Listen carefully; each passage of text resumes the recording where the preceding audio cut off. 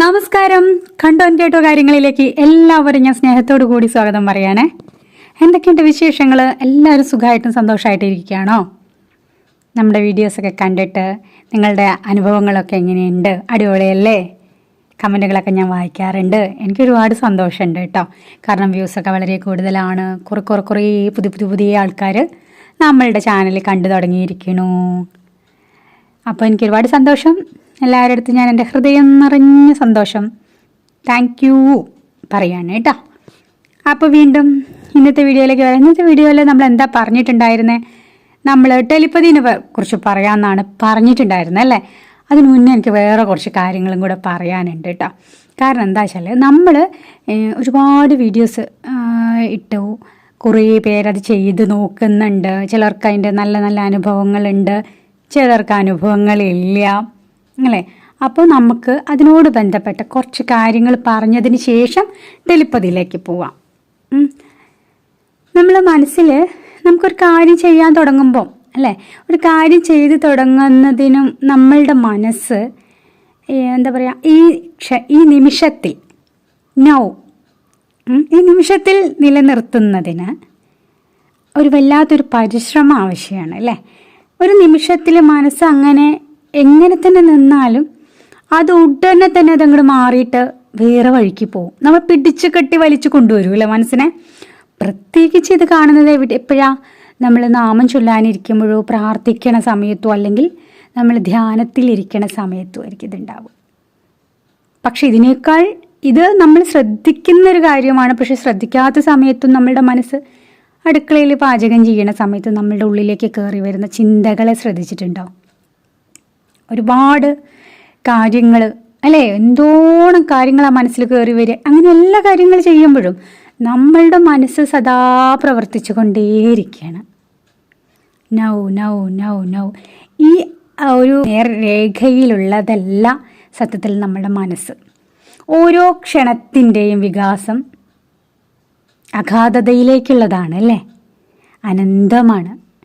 ഈ നിമിഷത്തിലുള്ള സ്ഥിരതയാണ് ശരിക്കും പറഞ്ഞാൽ നമ്മൾ പ്രാക്ടീസ് എന്ന് പറയുക, അഭ്യാസം. എങ്ങനെയാണ് അത് നേടിയെടുക്കാൻ നമുക്ക് പറ്റുക? ദീർഘകാലം നമ്മൾ അതിനു വേണ്ടി പ്രയത്നിക്കണം. ഒന്നും കൂടെ ശരിക്കും പറഞ്ഞാൽ, തമാശയ്ക്ക് പറഞ്ഞു കഴിഞ്ഞാൽ കഷ്ടപ്പെടണം എന്ന് പറയില്ലേ, അഭ്യസിക്കണം. നിരന്തരമായിട്ട് തന്നെ നമ്മൾ അഭ്യസിച്ചെടുക്കേണ്ടതാണ്. ആദരവോടും ബഹുമാനത്തോടും കൂടിയിട്ട് വേണം നമ്മളിതൊക്കെ ചെയ്യാൻ. അപ്പോഴത് നമുക്ക് സ്ഥിരമായി തീരും. ജീവിതത്തിൽ എന്ത് പഠിക്കുമ്പോഴാണെങ്കിലും ശരി, സമയം വേണം അല്ലേ? ആദ്യം നമുക്ക് ആവശ്യമുള്ളതാണ് സമയം. അതിപ്പോൾ പാചകമായാലും, നമ്മൾ എന്തെങ്കിലും ഇൻസ്ട്രുമെൻ്റ് പഠിക്കുകയാണെന്നുണ്ടെങ്കിൽ, സംഗീതം പഠിക്കുകയാണെന്നുണ്ടെങ്കിലും എല്ലാറ്റിനും സമയം എടുക്കണം അല്ലേ? സമയം എടുക്കാണ്ട് ഒരു എന്താ പറയുക, ടക്ക് എന്ന് പറഞ്ഞിട്ട് ഒരു നിമിഷം കൊണ്ടും അല്ലെങ്കിൽ ദിവസങ്ങളെ കൊണ്ടൊക്കെ നേടിയെടുക്കാൻ പറ്റുന്ന കാര്യങ്ങളല്ല. ഒരു ഉപകരണം നമ്മൾ ഉപയോഗിക്കാൻ പഠിക്കണമെങ്കിൽ തന്നെ എന്തുമാത്രം സമയമെടുക്കും നമുക്കറിയാലോ. അതിൽ നമുക്ക് ഒരുപാട് കഴിവുകൾ ഉണ്ടെങ്കിൽ പോലും ഇല്ലെങ്കിൽ പോലും നമ്മൾ ഇത് സമയമെടുത്തിട്ടാണ് നമ്മളിതൊക്കെ ചെയ്യാൻ പറ്റുള്ളൂ. കളികളാണെങ്കിലും കലകളാണെങ്കിലും 1-2 ദിവസം കൊണ്ട് നമുക്ക് അഭ്യസിക്കാനാവില്ല.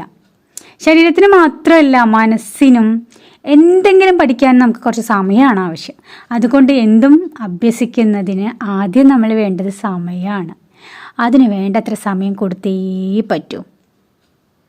സമയം കൊടുത്താൽ മാത്രം പോരാട്ടോ, നിരന്തരമായിട്ട് നമ്മൾ നേരത്തെ പറഞ്ഞ പ്രകാരം കഷ്ടപ്പെടുകയും വേണം. നാം ചിലപ്പോൾ അത് ചെയ്യും, ചിലപ്പോൾ നമ്മൾ ചെയ്യില്ല. ചിലപ്പോൾ നമുക്ക് ഭയങ്കര മടിയാണ്, ചിലപ്പോൾ നമുക്ക് സമയം കിട്ടില്ല. അതുപോരാ, നമ്മളൊരു ഇടവേളയും പാടില്ലാതെ നമ്മളിതിനെ മുറുക്കെ പിടിച്ചിട്ട് നമ്മൾ നമ്മുടെ ജീവിതത്തിൻ്റെ ഒരു ഭാഗമാക്കിയിട്ട് നമ്മൾ കൊണ്ടുപോകണം. നമ്മൾ ഏതൊരു കാര്യം ചെയ്യുന്നുണ്ടെങ്കിലും അത് ആദരവോടുകൂടി ചെയ്യാൻ ശ്രദ്ധിക്കുക. ഉത്സാഹമോ ഉന്മേഷമോ ഇല്ലാതെ അഭ്യസിക്കുന്നത് കൊണ്ട് നമുക്ക് ഒരു പ്രയോജനവും ഉണ്ടാവില്ല. അഭ്യാസം നന്ദിയോടും ഉത്സാഹത്തോടും കൂടിയിട്ട് ചെയ്തു നോക്കൂ. നമ്മൾ സാധാരണ അങ്ങനെ ചെയ്യാറുണ്ടോ? ഇല്ല. ഉത്സാഹം കുറച്ച് ദിവസം മാത്രമേ നമുക്ക് ഉണ്ടാവുള്ളൂ കേട്ടോ. ദിവസങ്ങൾ കഴിയുന്തോറും അതിനോടുള്ള ആദരവ് നമുക്ക് കുറയും. നിങ്ങൾ എന്തെങ്കിലും ചെയ്യാൻ ആരംഭിക്കുന്ന ദിവസം വളരെ ശ്രദ്ധയും ആവേശവുമാണ് അല്ലേ.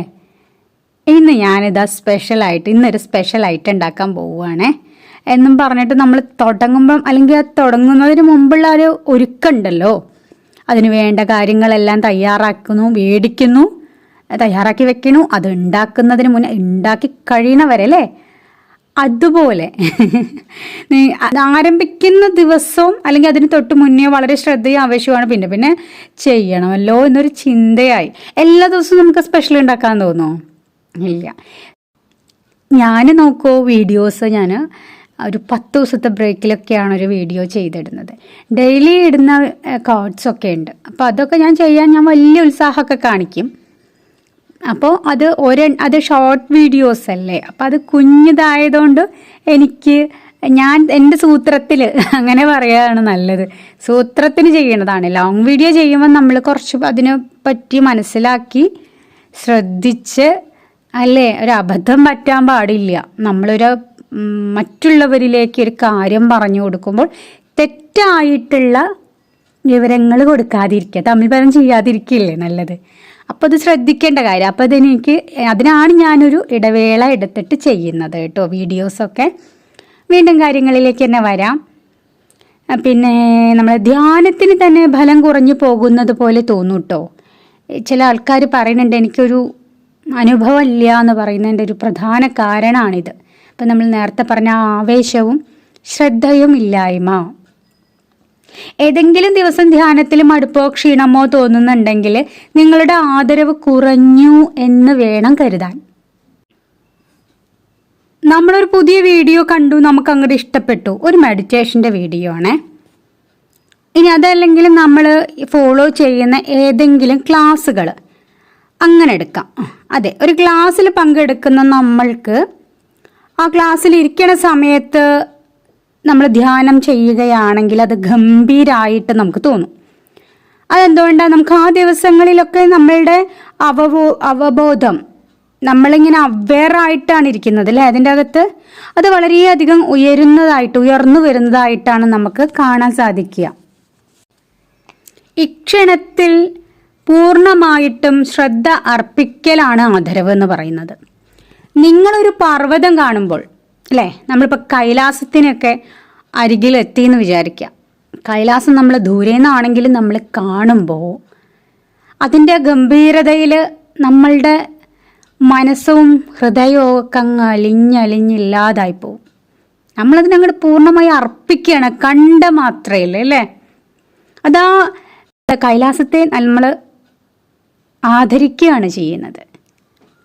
ഏതെങ്കിലും വ്യക്തിയെയോ വസ്തുവിനെയോ ബഹുമാനിക്കുമ്പോൾ ചോദ്യം ചെയ്യാതെ അവരിൽ സ്വയം മനസ്സും ഹൃദയവും ലയിക്കണം, അല്ലെങ്കിൽ ലയിക്കുന്നു എന്ന് വേണം പറയാൻ.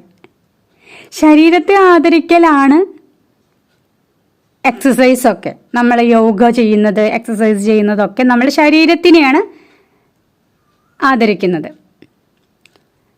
പ്രാണായാമം പോലെയുള്ള കാര്യങ്ങളൊക്കെ നമ്മളുടെ ശ്വാസത്തിനെ ആദരിക്കലാണ്. അപ്പം അത് ചെയ്യുന്നവർ പ്രത്യേകം ഇതൊക്കെ ഒന്ന് ശ്രദ്ധിക്കുന്നത് വളരെ നല്ലതാണ്. കുറച്ചു കാലത്തേക്കെങ്കിലും നിരന്തരമായി ആദരവോടെ നമ്മൾ അനുഷ്ഠിക്കുന്നത് മാത്രമാണ് അഭ്യാസം. അപ്പോൾ അതിന് സ്ഥിരത ലഭിക്കുന്നു. ഇത് വളരെ പ്രധാനമാണ്. ഏതെങ്കിലും ദിവസത്തിൽ ധ്യാനത്തിൽ വേണ്ടത്ര തൃപ്തി ലഭിച്ചിട്ടില്ലെങ്കിൽ നിങ്ങൾ തീരുമാനിച്ചുള്ള അഭ്യാസത്തിൽ നിങ്ങൾക്ക് ശ്രദ്ധയോ താല്പര്യമോ ഉണ്ടായിരുന്നില്ല എന്ന് വേണം പറയാൻ. അല്ലെങ്കിൽ നിങ്ങളുടെ ഗുരുവിനോട് നിങ്ങൾക്ക് ബഹുമാനമോ ആദരവോ ഇല്ലെങ്കിൽ നിങ്ങളുടെ ധ്യാനം സഫലമാവുകയില്ല, അങ്ങനെയും പറയാം. എന്തുകൊണ്ടാണത്? ആദരവോടെയുള്ള ആ മനസ്സാണ് നിങ്ങളുടെ ചേതനയെ ഉണർത്തുകയും ഉയർത്തുകയും ചെയ്യുന്നത്. ഗുരുവിനെ നിങ്ങൾ ബഹുമാനിച്ചിട്ടില്ലെങ്കിൽ അദ്ദേഹത്തിനൊരു നഷ്ടവും വരാനില്ല.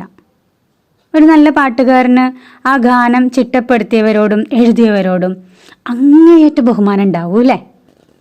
ബഹുമാനം ഉണ്ടാവണം, എങ്കിൽ മാത്രമേ ആ പാട്ട് നന്നാവുള്ളൂ.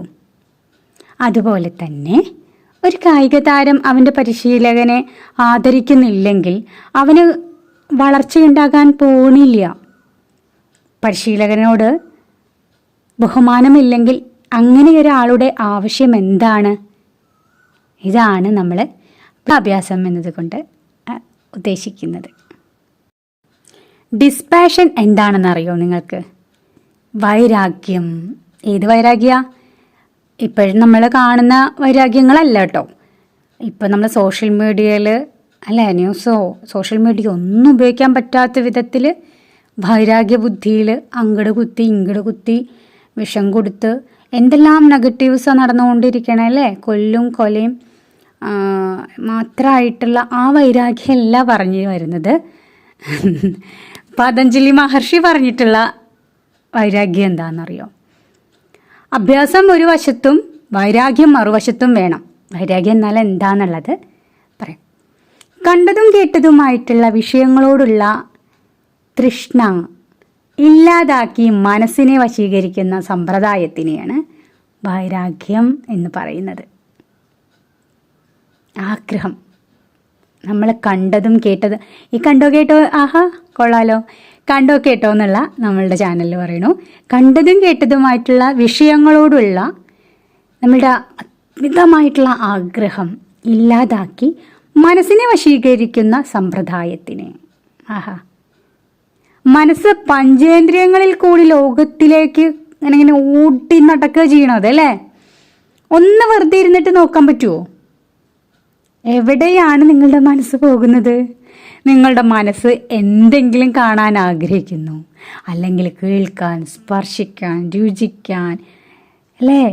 സോഷ്യൽ മീഡിയയിൽ നമ്മളിങ്ങനെ തോണ്ടിക്കൊണ്ടിരിക്കുകയാണ്, കാണാനും കേൾക്കാനും അല്ലേ. അതിലൂടെ നമുക്ക് എന്തൊക്കെ സുഖ കിട്ടണേ അല്ലേ. ഭക്ഷണമൊക്കെ കാണുമ്പോൾ, അതിലിങ്ങനെ കുക്കിംഗ് വീഡിയോസൊക്കെ കാണുമ്പോൾ നമുക്ക് അതിനോടൊക്കെ വല്ലാത്തൊരു അല്ലേ രുചിയും കൊതിയൊക്കെ കയറി വരില്ലേ. ഇത്തരം തൃഷ്ണകൾ, ആഗ്രഹങ്ങൾ നിങ്ങളുടെ മനസ്സിനെ ഇക്ഷണത്തിൽ നിന്ന് അങ്ങോട്ട് അകറ്റുക ചെയ്യണത്. നിമിഷത്തിൽ നമ്മുടെ മനസ്സിൽ നടക്കുന്ന സ്വതസിദ്ധമായിട്ടുള്ള നമ്മുടെ സുഖത്തിനെയാണ് ഇല്ലാണ്ടാക്കുന്നത്. വൈരാഗ്യം എന്ന് പറഞ്ഞാൽ കുറച്ചു നേരത്തേക്ക് ഞാൻ പറയുന്നു, എന്താ നമ്മൾ പറയണേ, എത്ര ഭംഗിയുള്ളതാണെങ്കിലും ഒന്നും കാണാൻ എനിക്ക് ആഗ്രഹമില്ല, എത്ര രുചികരമാണെങ്കിലും ഒരു ഭക്ഷണവും എനിക്ക് വേണ്ട, ഒന്നും കേൾക്കണമെന്നില്ല, ഒന്നിനെയും സ്പർശിക്കുവാനോ മണക്കുവാനോ എനിക്ക് താല്പര്യമില്ല, ഞാൻ എന്നിൽ തന്നെ തൃപ്തനാണ്. കുറച്ച് നേരത്തേക്കാണെങ്കിൽ പോലും ഇത്തരത്തിൽ എല്ലാറ്റിൽ നിന്നും മനസ്സിനെ പിൻവലിച്ചാൽ അതാണ് എന്ത്? വൈരാഗ്യം. ഇത് ഭംഗിയായിട്ടല്ലേ പറഞ്ഞു വെച്ചിരിക്കുന്നത് ഓരോ കാര്യങ്ങൾ. ഇത് ധ്യാനത്തിനുള്ള അടിസ്ഥാനപരമായിട്ടുള്ള മറ്റൊരു ആവശ്യമാണ് കേട്ടോ വൈരാഗ്യം എന്ന് പറയുന്നത്. ഈ വൈരാഗ്യമില്ലാതെ നിങ്ങളുടെ ധ്യാനം കൊണ്ട് ഒരു പ്രയോജനവുമില്ല. വൈരാഗ്യത്തിനല്ലാതെ മറ്റൊന്നിനും നിങ്ങൾ ആഗ്രഹിക്കുന്ന മനോവിശ്രമം നൽകുവാനും സാധിക്കില്ല. ആഗ്രഹങ്ങളുടെ പുറകെ ഓടി ഓടി ഓടി ഓടി ഓടി നിങ്ങളുടെ മനസ്സ് തളർന്നിരിക്കുകയാണ്. നിങ്ങളൊന്ന് ആലോചിച്ച് നോക്കൂ. നിങ്ങളുടെ പൂർത്തീകരിക്കപ്പെട്ടിട്ടുള്ള ആഗ്രഹങ്ങൾ നിങ്ങൾക്ക് വിശ്രമം നൽകിയിട്ടുണ്ടോ? സമാധാനം കിട്ടിയിട്ടുണ്ടോ? നിങ്ങൾ തൃപ്തി നൽകിയിട്ടില്ലെന്നു മാത്രമല്ല, നിങ്ങളെ കൂടുതൽ കൂടുതൽ ആഗ്രഹങ്ങളിലേക്ക് വലിച്ചിഴയ്ക്കുകയല്ലേ ചെയ്യുന്നത്. ഒന്നിൽ നിന്ന് മറ്റൊന്നിലേക്ക്, വീണ്ടും മറ്റൊന്നിലേക്ക്, ഇങ്ങനെ ഒരു ചുഴിയിൽ നിങ്ങൾ പെട്ടിരിക്കുന്നു.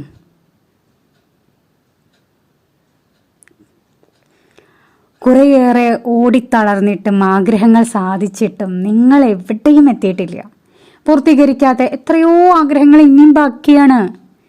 ഇതാണ് ആശകളുടെ പരിണാമം. ആഗ്രഹങ്ങളുടെ പ്രവാഹത്തിൽപ്പെട്ട് മനസ്സിനെ ധ്യാനിക്കാൻ സമ്മതിക്കില്ല, അല്ലെങ്കിൽ മനസ്സിന് ധ്യാനിക്കാൻ സാധിക്കുന്നില്ല.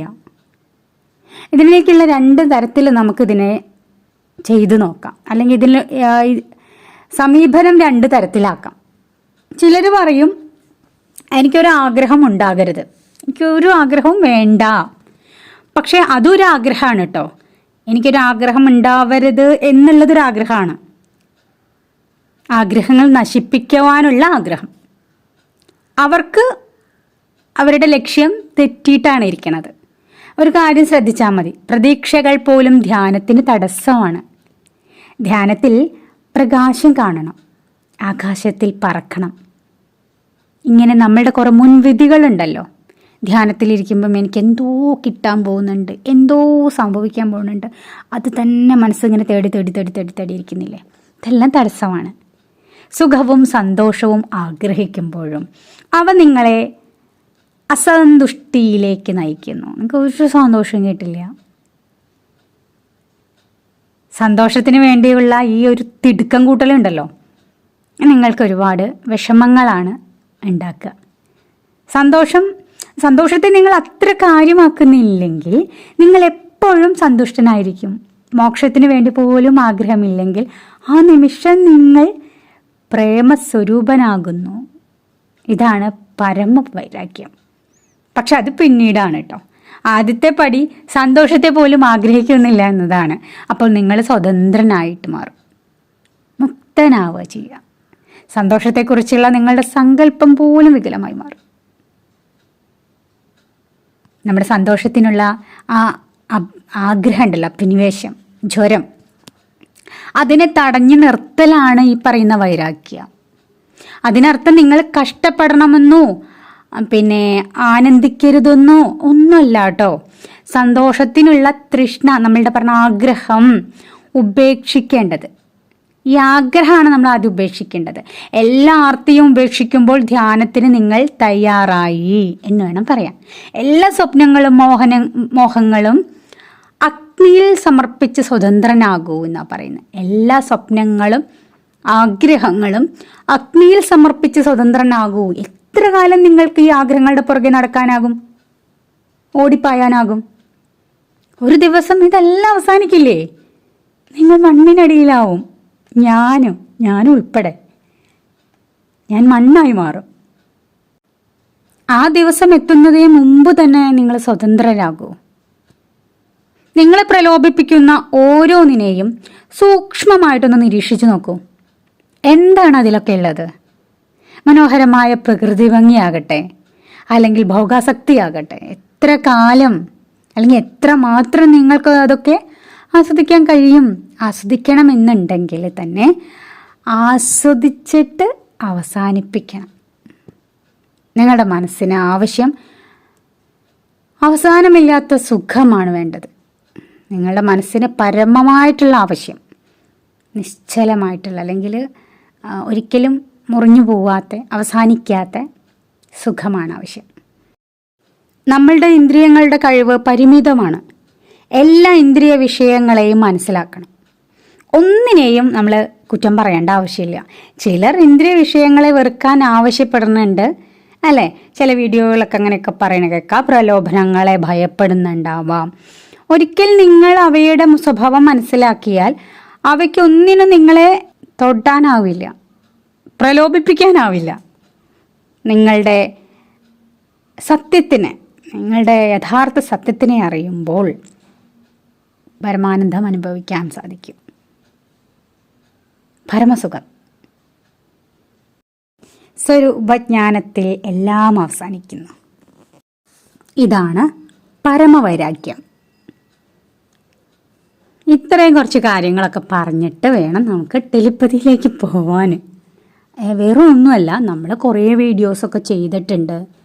അതിൽ കുറേ ആൾക്കാർ എന്നെ വിളിച്ചിട്ടുണ്ട്, അവരുടെ അനുഭവങ്ങൾ പറഞ്ഞിട്ടുണ്ട്. അതെല്ലാം കേൾക്കുമ്പോൾ എനിക്ക് തോന്നി ഇങ്ങനെ കുറച്ച് കാര്യങ്ങളും കൂടെ പറഞ്ഞാൽ നന്നായിരിക്കും എന്നുള്ള ഒരു മനസ്സിൽ നിന്ന് വന്ന ഒരു തോന്നലാണ് ഇത്രയും കാര്യങ്ങളും കൂടെ നിങ്ങളുടെ അടുത്ത് പറയാൻ പ്രേരിപ്പിച്ചത് കേട്ടോ. എല്ലാവരും എൻ്റെ അടുത്ത് ക്ഷമിക്കണം, കാരണം ഇപ്പോഴത്തന്നെ വീഡിയോ അത്യാവശ്യം ലെങ്ത് ആയിട്ടുണ്ട്. അപ്പോൾ അടുത്ത വീഡിയോയിൽ നമുക്ക് ടെലിപ്പതിയെക്കുറിച്ചിട്ട് ഡീറ്റെയിൽ ആയിട്ട് പറയാം. ഇത്രയും നേരം എന്നെ കണ്ടും കേട്ടും ഇരുന്ന എൻ്റെ പ്രിയപ്പെട്ട നിങ്ങളോട് എന്തുമാത്രം സ്നേഹവും സന്തോഷമാണ് എനിക്ക് എങ്ങനെ പ്രകടിപ്പിക്കേണ്ടത് എന്നറിയണില്ല എന്ന് മാത്രം. അതുകൊണ്ട് വീണ്ടും അടുത്തൊരു വീഡിയോയിൽ നമുക്ക് കാണാം. കുറേ സ്നേഹവും സന്തോഷവും രണ്ട് വാക്കിൽ ഉൾക്കൊള്ളിക്കുകയാണ്. Thank you.